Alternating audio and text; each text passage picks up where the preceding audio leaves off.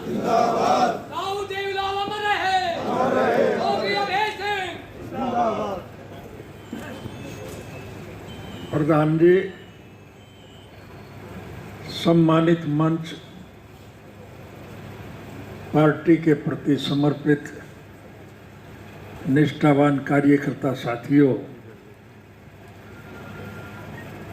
आपकी अनुमति हो तो हम बैठ के आपसे बात कर लूं।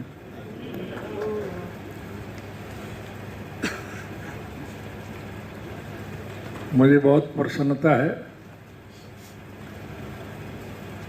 कि जिस मुद्दे को लेकर के हम मैदान जंग में उतरे थे, आज सफलता आपके चरण चूम रही है।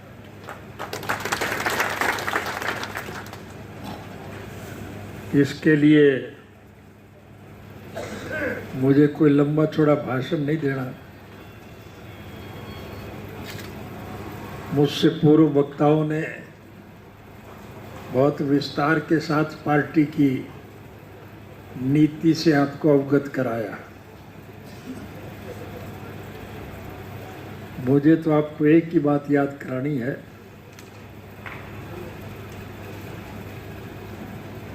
कि जैसा नफे सिंह जी ने अभी बताया, जेल से रिहाई के बाद मैं हर जिला के डिस्ट्रिक्ट हेडक्वार्टर्स पर कार्यकर्ताओं से मिलने के लिए गया और मैंने एक बात बड़े विस्तार से कही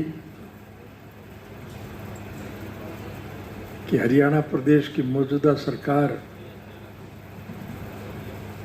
अपने किए हुए कुकृत्यों की वजह से बहुत दुखी है, परेशान है, इसलिए एलनाबाद के चुनाव को टालती जा रही है। मैंने ये भी कहा था कि देर सवेर चुनाव तो इनको कराना ही पड़ेंगे।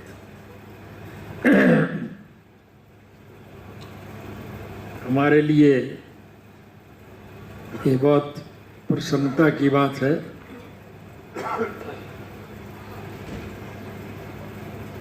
कि सरकार की सोच चाहे कितनी ही गलत रही हो, लेकिन उसका परिणाम आपके लिए बहुत लाभप्रद रहा है। अगर ये पहली मर्तबा ही दूसरे प्रदेशों के साथ चुनाव आपका करा देते तो पता नहीं उसके क्या परिणाम निकलते, ये तो मैं नहीं कह सकता। लेकिन स्वर्गीय चौधरी देवीलाल जी के पवित्र 108वें जन्म दिवस के उपलक्ष्य में आप लोगों के प्रयासों से जो आपकी सफलतम रैली हुई,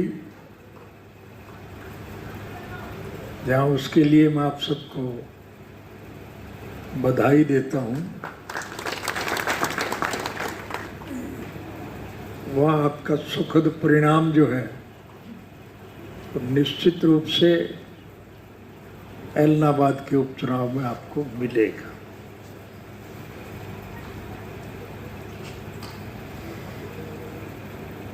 एलनाबाद विधानसभा क्षेत्र के लोगों के आदेश की पालना करते हुए वहाँ के विधायक अभय सिंह ने विधानसभा से त्याग पत्र दिया था।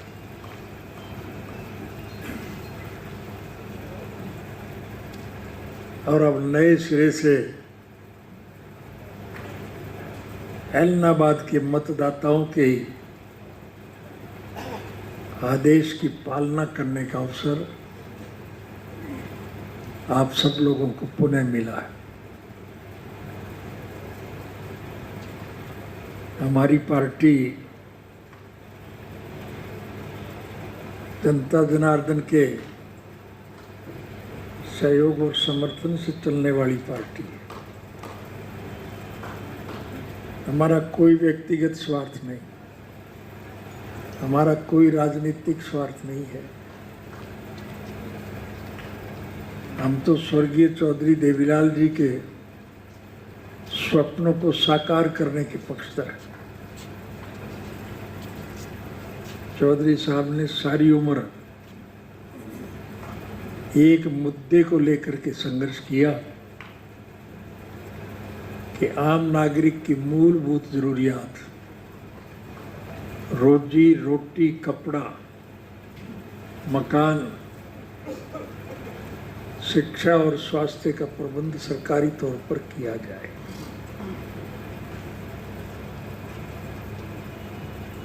इस नालायक सरकार ने, जिन्हें सरकार ना कह करके हम अगर लुटेरों का एक गिरोह कहें तो ज्यादा उपयुक्त होगा,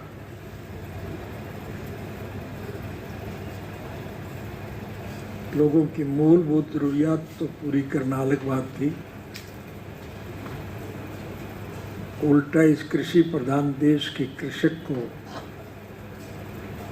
सबसे ज्यादा दिक्कत और कठिनाइयों में डालने का काम किया। हमारा ये देश कृषि प्रधान देश है। इस देश की अर्थव्यवस्था केवल कृषि पर टिकी है। अगर किसान खुशहाल है तो देश माला माल है, और अगर किसान कंगाल है तो देश की हालत जैसी आज है वही है। किसान के खेत के उत्पादन के दाम तो कम होते हैं और वो किसान के हाथ से चला जाए, उस उत्पादन से बनने वाली चीजों के दाम निरंतर बढ़ते जा रहे हैं।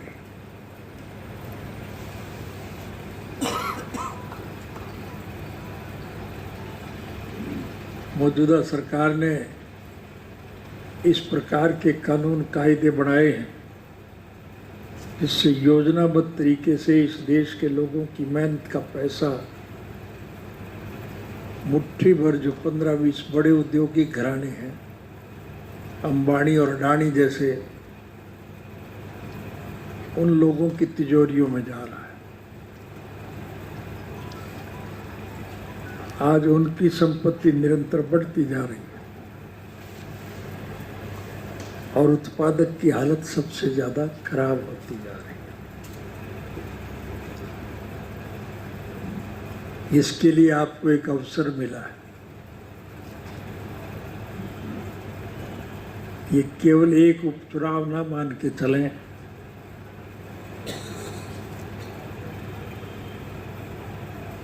बल्कि मैं ये कहूँगा कि उससे सारे देश की परिस्थितियां बदलने जा रही हैं। मैं कोई ज्योतिषी और नजूमी नहीं हूँ, लेकिन परिस्थितियां इस बात को जाहिर करती हैं कि इस चुनाव का परिणाम न सिर्फ प्रदेश के,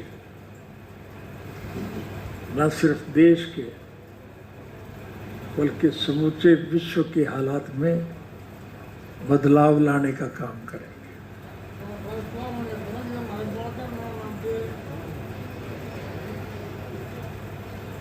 सो जैसा कि मैंने डिस्ट्रिक्ट वाइज मीटिंग में ये बात कही थी, नपे सिंह जी ने बहुत विस्तार से उसका चर्चा किया। मैं आपका ज़्यादा समय ना लेकर के केवल एक ही निवेदन आपसे करूंगा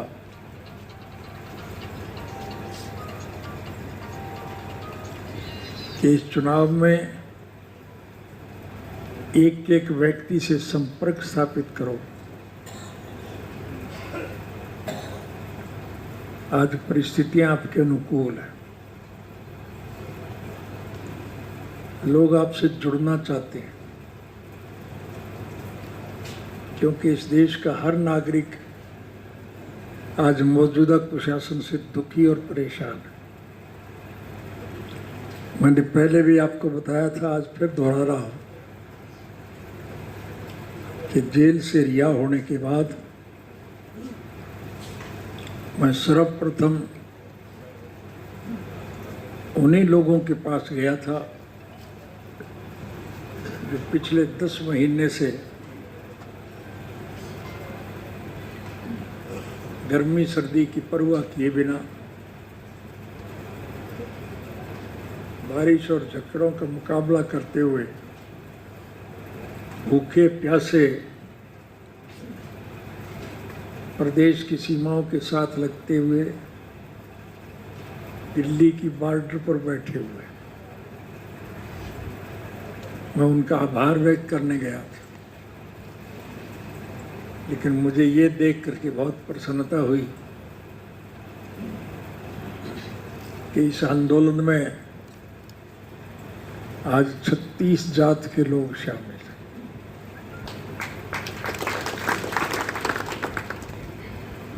हिंदू, मुसलमान, सिख, ईसाई, हरिजन, बैकवर्ड, व्यापारी, कर्मचारी, कारखानेदार, मजदूर, किसान और कमेरा, जो भी इस देश में पैदा हुआ है वो इस सरकार के गलत निर्णयों के खिलाफ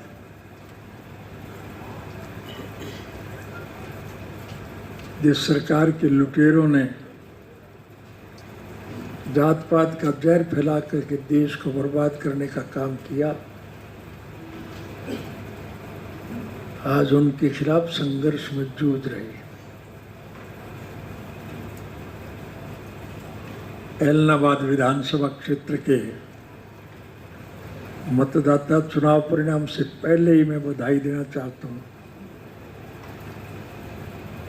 कि उनके निर्णय का समूचे विश्व के लोग समर्थन करेंगे, क्योंकि जात पात से दुखी लोग भारतवर्ष के उज्जवल भविष्य के लिए निरंतर संघर्ष में जूझ रहे हैं। मुझे विश्व के 152 मुल्कों में जाने का अवसर मिला है, सैर करने नहीं बल्कि हर मुल्क के आर्थिक, राजनीतिक और सामाजिक हालात का जायजा लेने के लिए मैं गया था। और मुझे बहुत प्रसन्नता होती थी जब मुझे ये पता चलता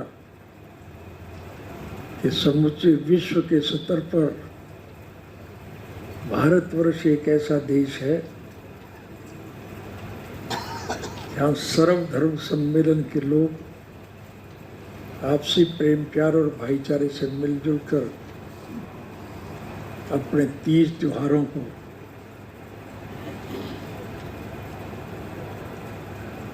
होली, दिवाली, ईद, क्रिसमस जैसे सभी त्यौहार हम आपसी प्रेम, प्यार और भाईचारे से मिलजुल करके मनाते हैं।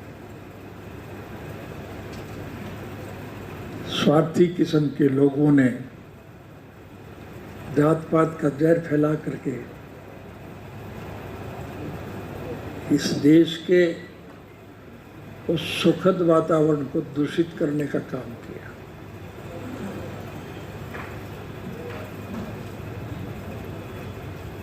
आज हिंदुस्तान और पाकिस्तान का बंटवारा होने के बाद मेरे अंदाजे के मुताबिक लगभग 70% के करीब हिंदू आबादी है और 30% के करीब मुस्लिम लोग इस देश में आबाद हैं। हिंदुस्तान की पार्लियामेंट की 542 सीटें अब पिछले चुनाव में आपने देखा होगा कि 542 लोकसभा की सीटों में भारतीय जनता पार्टी ने एक भी मुसलमान को टिकट नहीं दी। एक सिंगल मुस्लिम भी बीजेपी की टिकट पे चुन करके नहीं आया है। कितने जहर से भरे हुए हैं ये लोग। इसलिए आज इन हालात से दुखी लोग आज आपके चेहरे पर निगाह जमाए बैठे। वो ये मान के चलते हैं कि ऐलनाबाद का उपचुनाव जिस परिस्थिति में लड़ा जा रहा है,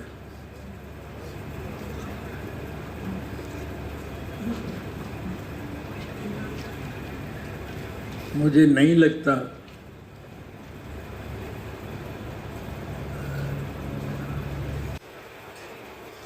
कि इंडियन नेशनल लोकदल पार्टी के प्रत्याशी के खिलाफ लड़ने वाले किसी भी एक प्रत्याशी की जमानत शायद बच पाए। आपको 4 साल इंतजार करने की आवश्यकता नहीं।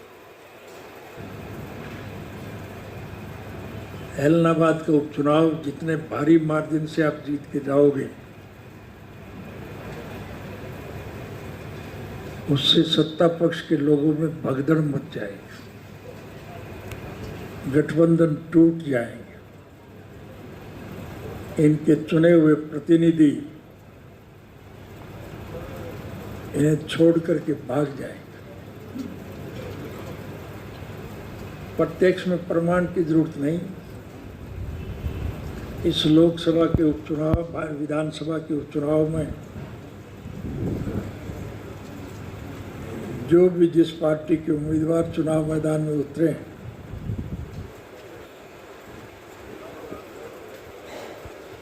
वो उन पार्टियों के प्रतिनिधि नहीं।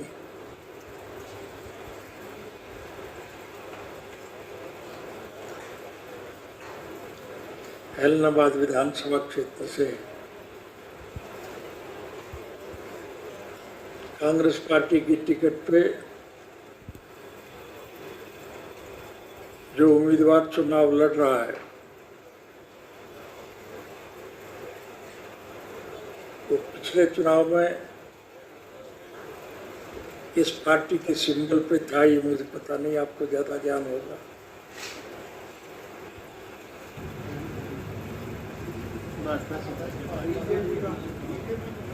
बीजेपी का उम्मीदवार था।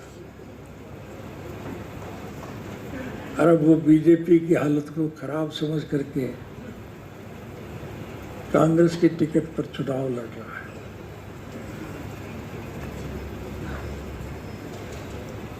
और बीजेपी और जेजेपी के पास नाम तो कई चल रहे थे, लेकिन जिस व्यक्ति को भाजपा जजपा ने अपनी टिकट दी है, उसका बीजेपी से कभी कोई वास्ता नहीं रहा है। तो परिस्थितियां निश्चित रूप से आपके अनुकूल है। लोगों का मन बड़ा हुआ है, क्योंकि मैं अपने मुंह मियाँ मिट्ठू नहीं बनना चाहूँगा। लोग जो आंकलन करते हैं, जितने भी सरकारें बनी हैं, आपकी सरकार के वक्त में जनहित के जो काम हुए, उसकी वजह से लोग आपके साथ जुड़ना चाह रहे हैं। हमारा किसी से कोई द्वेष नहीं, हमारा किसी से कोई विरोध नहीं। हमें सबको साथ लेकर के चलना है। और इसीलिए हमारी पार्टी की जो नीति थी हम उसका जो उल्लेख करते थे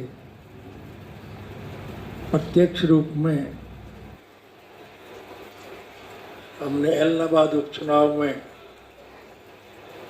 एलनाबाद के मतदाताओं की इच्छा के अनुसार प्रत्याशी का चयन किया है। ये इत्तेफाक की बात है कि उसी दिन आज की ही तरह समूचे हरियाणा प्रदेश के पार्टी के प्रति समर्पित कार्यकर्ताओं और पदाधिकारियों की मीटिंग थी।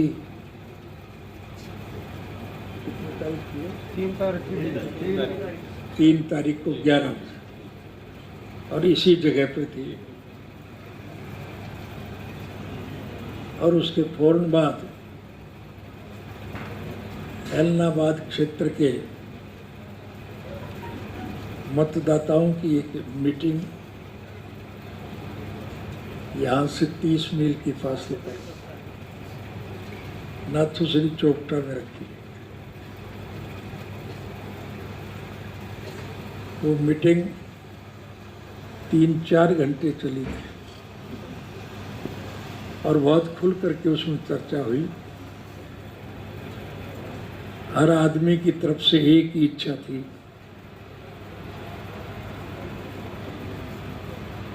कि अभय सिंह को इस विधानसभा क्षेत्र से पार्टी का प्रत्याशी बनाया जाए। मैंने बार बार उनको बहुत कहा कि आप तो ये फैसला कर रहे हो, लेकिन दूसरे लोगों से भी संपर्क करो। क्या लोग आपके अनुयायी बनने को तैयार हैं, आपका अनुसरण करना चाहते हैं? लेकिन लोग बार बार इसी बात को दोहरा रहे थे कि हमने सब ने परामर्श किया है,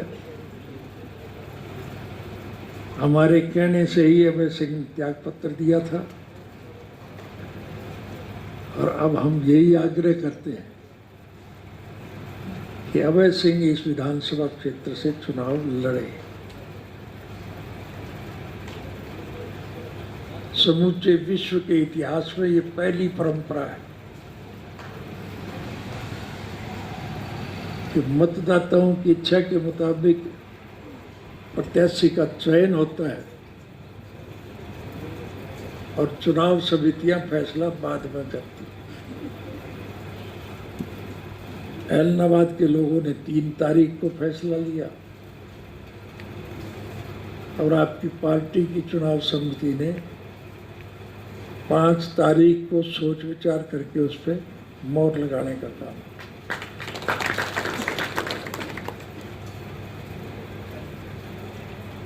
जब लोगों की भावना आपकी पार्टी के अनुकूल है तो फिर मैं आपसे विनम्र निवेदन करूंगा कि किसान के लिए ये बड़ा बहुमूल्य समय है, काम का मौसम है, सावणी की फसल काबू करनी है और साढ़े की बिजाई होनी। अब नालायक सरकार से वास्ता है, किसान का उत्पादन बिक नहीं रहा है।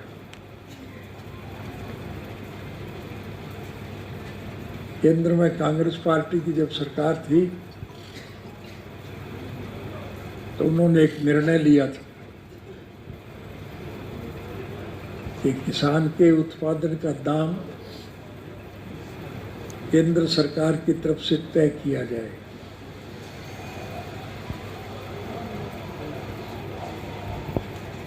हमारा इलाका ज़्यादातर मारू इलाका है, वीरानी, पानी की कमी है और विरोध पक्ष की जो सरकारें बनती हैं वो दुर्भावनाओं से ग्रस्त होकर के हमारी नहरों में फसल की सिंचाई के लिए तो क्या पीढ़ियों तक का पानी भी हमें उपलब्ध नहीं कराती।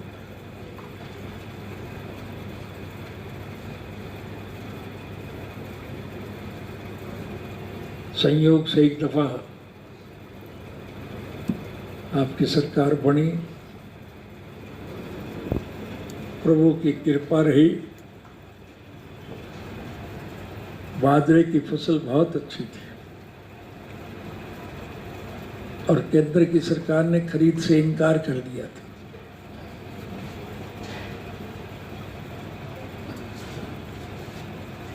हमने सरकारी तौर पर, क्योंकि सरकार हमारी थी,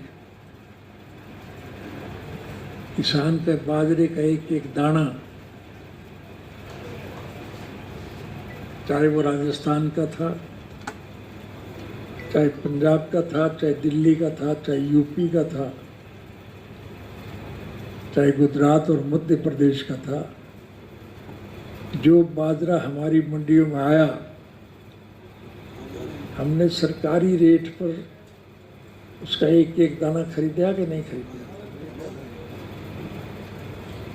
हरियाणा सरकार को कई सौ करोड़ का नुकसान, सरकार तो नुकसान बर्दाश्त कर सकती है, लेकिन किसान के लिए तो संभव नहीं।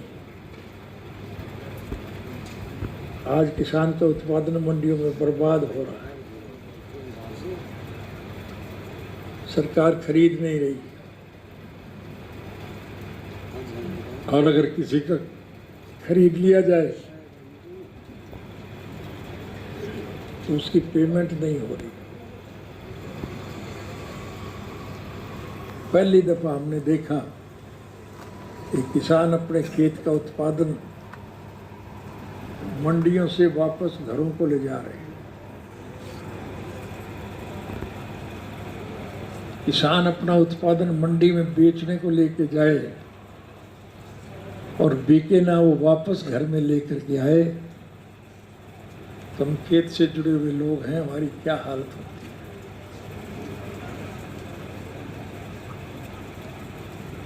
आज किसान की हालत सबसे ज्यादा दायक, इसलिए लोग इस सरकार का अंत करने के पक्षधर हैं। आपको ज्यादा कुछ करने की आवश्यकता नहीं, नाराज लोगों को पुचकारने की आवश्यकता है। लोग आपके साथ जुड़ना चाहते हैं। उर्दू का एक मुहावरा है, आवाज़ खलक नकारा खुदा। तो जनता की जो आवाज़ है वो भगवान का नगाड़ा है। इसलिए लोग आपकी सरकार बनाने के पक्षधर हैं। इन्हें पुचकार के साथ ले लो, और पार्टी की तरफ से मैं आपको वायदा दे करके जा रहा हूं कि जो वायदा आप लोगों से करके आओगे, हम उस वायदे को आखिरी सांस तक निभाने का प्रयास करें। अगर हमने अतीत में अच्छे काम किए हैं तो भविष्य में उससे और ज्यादा अच्छे करने का काम है। हमारी सरकार के वक्त में 3206 पढ़े लिखे युवकों को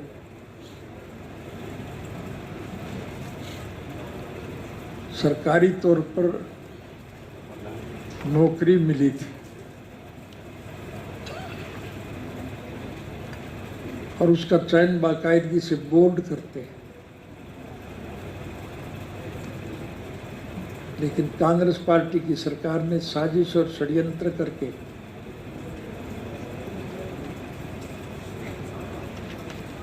मुझे इसके लिए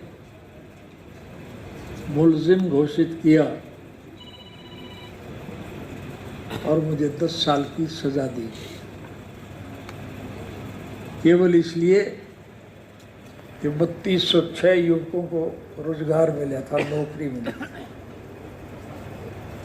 जिनको नौकरी मिली उनकी तो तरक्की हो गई,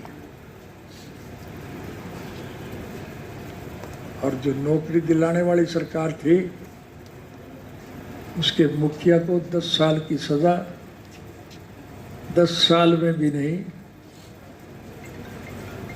10.5 साल भुगत करके जेल से बाहर आना पड़ा था, वो भी अदालत की मार्फत। और आप सुन के हैरान होंगे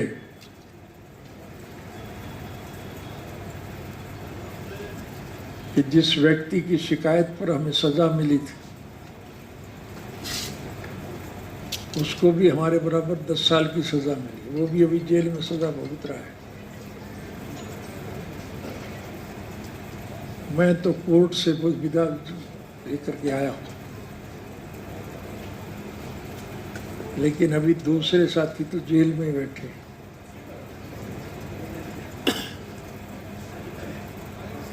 आप लोगों को वायदा दे सकते हैं, मैं आपको वायदा दे के जा रहा हूँ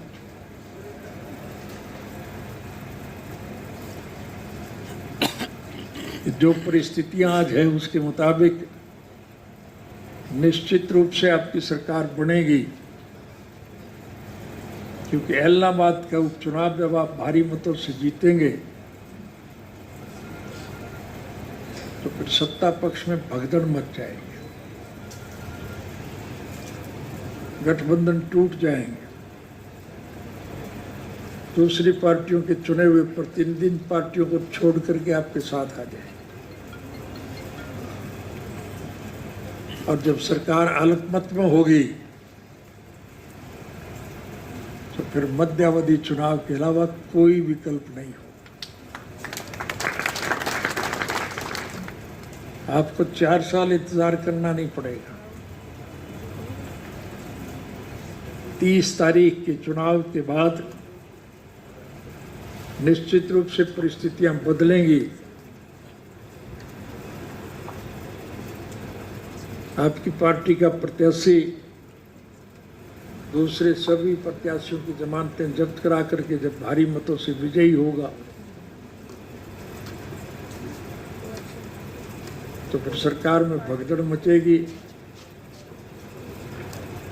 और जब सरकार अल्पमत में होगी तो फिर उसका विकल्प मध्यावधि चुनाव। निश्चित रूप से मध्यावधि चुनाव होंगे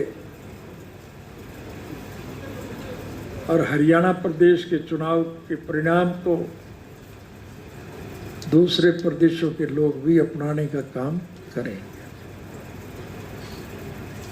देश की राजनीति में बदलाव आएगा। इसलिए केवल इलाहाबाद का उपचुनाव ही नहीं, समूचे राष्ट्र की किस्मत को बदलने का एक निर्णय है और उसका सबसे ज्यादा श्रेय केवल और केवल आपको मिलेगा। इसलिए समय थोड़ा है, आपको मेहनत ज्यादा करनी है। नफे सिंह ने बताया कि काम का मौसम है, किसान की फसल खेत में, उसको भी संभालना उसकी जिम्मेवारी। नई फसल की बिजाई करनी, लेकिन इन सारी बातों को छोड़ करके भी लोग आपके साथ जुड़ना चाहते हैं। उन्हें साथ ले, जो वायदा आप लोगों से करके आओगे, मैं आपको वायदा देता हूं, हम आपके दिए हुए वायदे को हर कीमत पर निभाने का काम करेंगे। सीधी बात कहूंगा, राज बना लो फिर थारे सारे कोट में काट दूंगा। इसलिए इसमें ज़्यादा कुछ करने की आवश्यकता नहीं। आप अपने घरेलू कामों को छोड़ करके इस चुनाव में जूझ जाओ। जिला के स्तर पर मीटिंगों में जो वायदा मैंने किया था, 25 सितंबर की रैली में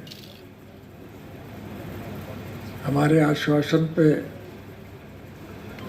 जो शक्ति का आपने प्रदर्शन किया, अब उस पर फूल चढ़ाने का आपको अवसर मिल रहा है। निश्चित रूप से विजय आपकी होगी, परिस्थितियां बदलेंगी, तो मेरे इस देश के राजभाग के मालिक होंगे और लुटेरे जेल की सलाखों के पीछे बंद किए गए। राज बना लो, आप लोगों से वायदा करके आना कि 3206 पढ़े लिखे युवकों को नौकरी देने की वजह से मुझे 10.5 साल जेल भुगतनी पड़ी। अब की सरकार बनने के बाद मैं हर पढ़े लिखे युवक को, चाहे वो किसी भी जाति, धर्म और मजहब का, चाहे किसी के रोजगार, व्यवसाय और कारोबार का कोई भी साधन क्यों ना हो, चाहे हिंदू है, सिख है, मुसलमान है, ईसाई, हरिजन है, बैकवर्ड है, व्यापारी है, कर्मचारी है, कारखानेदार है, मजदूर है, किसान है या कमेरा है, हर पढ़े लिखे युवक को, चाहे उस युवक के माँ बाप ने वोट कहीं भी दिया हो, हम उसमें वोट का दखल बर्दाश्त नहीं करें। किसी पढ़े लिखे युवक के माँ बाप के गलत निर्णय की सजा उस युवक को मिले, हम इसके पक्षधर नहीं। हम हर बच्चे को नौकरी देंगे, चाहे बाद में मुझे फांसी टूटना पड़े, मुझे उसकी कोई चिंता नहीं। इसलिए संक्षिप्त में आपसे एक ही निवेदन करने आया हूँ, राज बना लो, लोगों को जोड़ लो, जो वायदा आप लोगों से करके आओगे वो वायदा मैं आपका पूरा करूंगा, ये मैं आपसे वायदा करता हूँ। यही कुछ बात करने के लिए मैं आभार व्यक्त करूंगा नफे सिंह जी का, जिन्होंने फिर से आप और हम सब के लोगों को मिलने का एक अवसर प्रदान किया। आप आज से ही क्षेत्र में चले जाओ और शायद 16 तारीख से मेरा प्रोग्राम है। मैं इस क्षेत्र के एक एक गांव में जाऊंगा, जो वायदा आप लोगों से करके आओगे मैं उस वायदे को पूरा निभाऊंगा, ये आपसे वायदा करता हूँ। आप आए, मैं आपका आभार व्यक्त करता हूँ। नक्षत्र सिंह जी कह रहे हैं आपके भोजन की भी व्यवस्था की है। ठीक किया इन्होंने, क्योंकि 1 बज गया है।